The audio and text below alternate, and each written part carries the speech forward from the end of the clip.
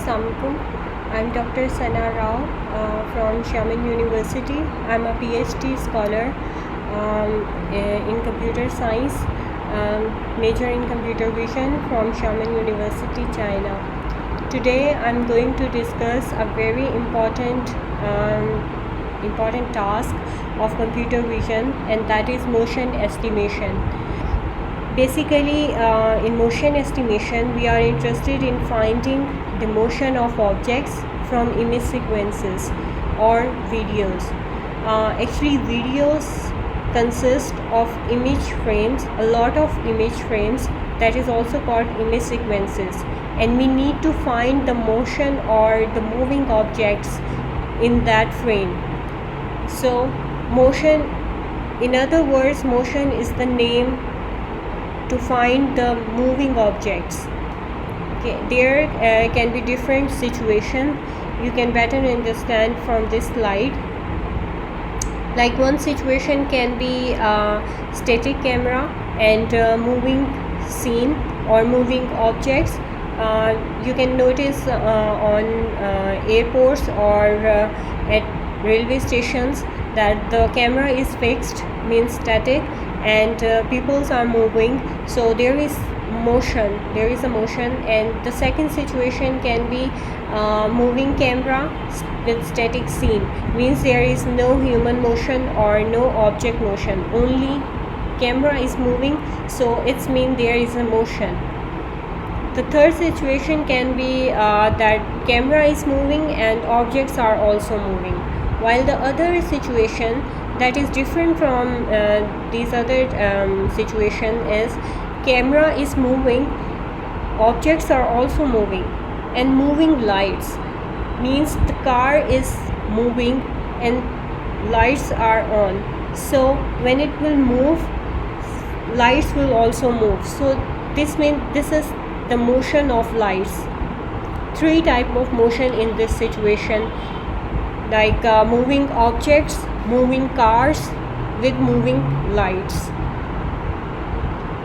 So motion estimation, as I told you that it's a very important task of computer vision, and it can be used in variety of applications. The first one is the visual surveillance. Visual surveillance is actually about to identify people and or to detect the people on a scene, indoor or outdoor. Okay, and the second one is the robot navigation. As we know that the robotic navigation system should be efficient as much as possible, means the robot should be efficient to entirely move from one position to another without any obstacles. The third one is the action recognition, means the system should be able to recognize the action of humans or to detect their actions.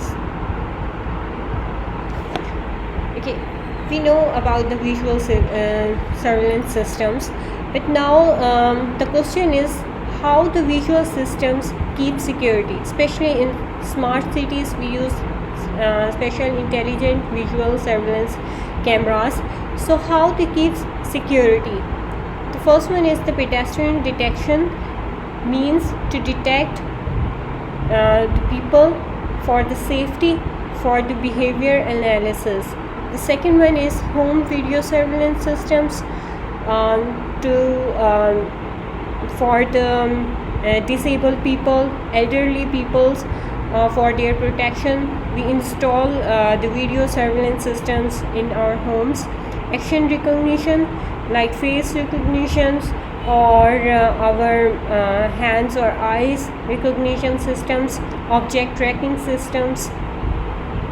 So motion estimation systems, motion estimation can be extracted from different algorithms, from different methods. So we will discuss about it later. Here you can see in the first row there are two images. Actually these are two consecutive image frames, means one after another, two consecutive image frames, and we extract the motion from it. How it works, we will discuss it later. The same things with different other algorithms are tracking, labeling, and etc. Motion estimation in video surveillance. The process of motion estimation, generally we got the sequence of images from camera. It could be indoor or outdoor, and there are multiple moving objects, so we want to estimate the motion of each pixel between image frames. This is called actually called optical flow field. Means we need to find the motion between pixels. Image is the image made by the combination of pixels.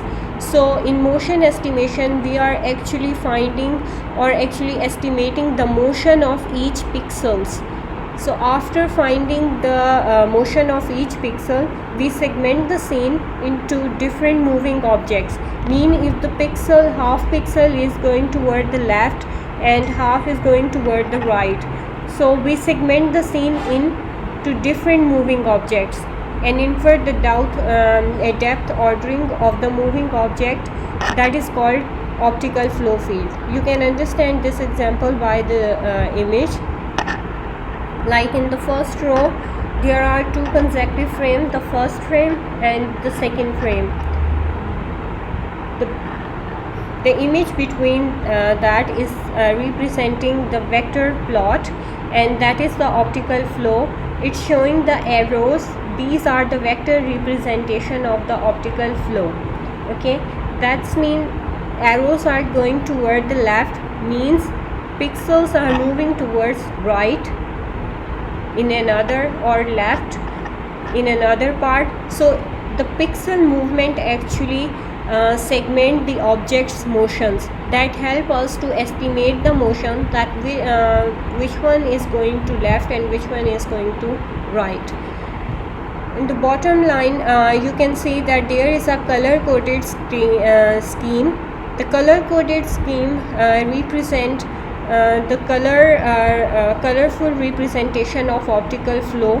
Color coded scheme actually consists of hue and saturation. Hue associate with the direction, and saturation is about the motion. Optical flow estimation method actually consists of many challenges, especially in the indoor application, like different weather conditions.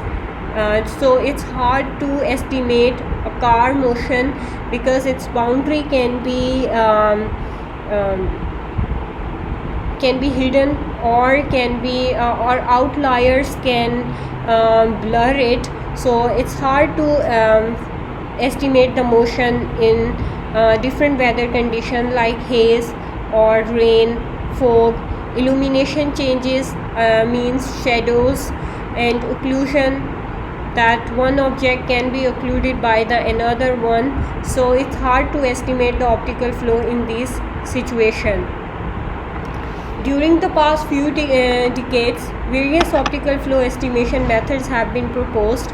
So most of the optical flow estimation methods based on the classical method, means Horn-Schunck method, that was introduced by them, and it's a very classical and easy method and robust for the simple situations. But when we talk about the complex and adverse outdoor condition, it's not very robust, because this method actually based on two assumptions: the brightness assumption, and second one is the smoothness assumption. As you can see in this equation consists of two parts. The first one is about the data term, means brightness consistency, which assumes that brightness cannot be constant. That is actually in real world doesn't happen. Bright illumination changes, not constant. The second assumption is about the smoothness, that pixels, neighboring pixels have the same surface level. But that is actually not true. In real life, surface changes. So if there is a car, so the car shape is not as much is not very smooth. So on edges the pixels values will be high, so there is no smoothness on the other parts of the car and on the edges. So some works have been used machine or deep learning methods to compute the optical flow, but actually machine learning and deep learning methods are hungry for the data, and for real world applications it's not efficient to apply these deep learning or machine learning algorithms. So variational methods are much better in these type of application. So to overcome these type of problems, we are working on the non-local variational optical flow methods, in which we use the local filters. Why we are using filters here? Because as I told you that in outdoor conditions we face the illumination changes or weather conditions like fog or haze and this type of conditions. So these are the outliers that make the images blurred. So filtering have this ability to remove these outliers and make the image smooth and efficient. So many methods have been used, like median filtering have been used in optical flow estimation, weighted median filtering, that is local filters. These have been used as a pre-processing step or within a known local total variation method. What is known local total variational method? As you can see in this equation, this equation is much similar to the previous one. The first part is similar with the previous, but the last part you can see there is a W added. The W is actually a weighted objective function, and that objective function is actually a filtering method. It can be a median filtering weighted function, it can be weighted median filtering function. So it's up to us or up to the results that which filtering method is more robust to make the robust optical flow estimation. But as such, but these existing filtering methods are actually not very robust and produce artifacts in the images when they are adopted to smooth the edges. So I'm working on this problem especially for the outdoor conditions, in adverse outdoor scenarios like rain, smoke, these type of condition, to estimate that how we can estimate the optical flow or the motion of the objects in these type of situations. There are many projects for undergraduate students. They can think about that, like in-house safety system, because in-house safety system is nowadays is a key problem, because death or injuries for domestic incidents grow each year. So in existing in-house safety systems, there is a problem that currently in-house safety systems, they are too expensive and require an action by the user. That is not always possible in emergency situation.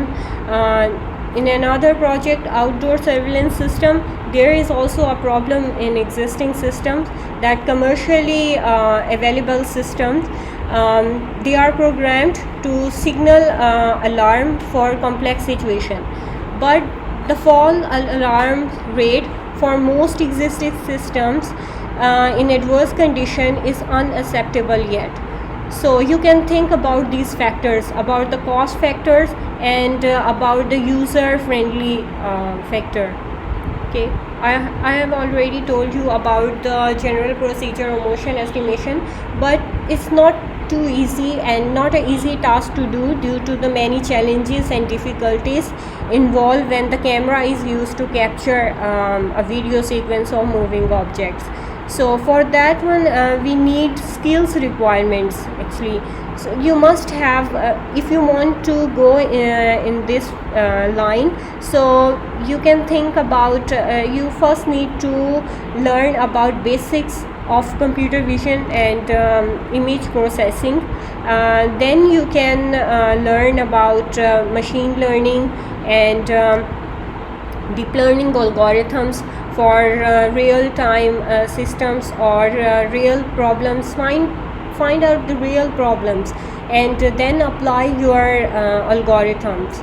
And for that one, for implementation, I think Python and MATLAB are enough for the design. You can also think about the C++, and OpenCV is a very important tool, and there are many other tools in the OpenCV. You should know about that. And then you can work with the TensorFlow, Keras, and other PyTorch, etc. Thank you.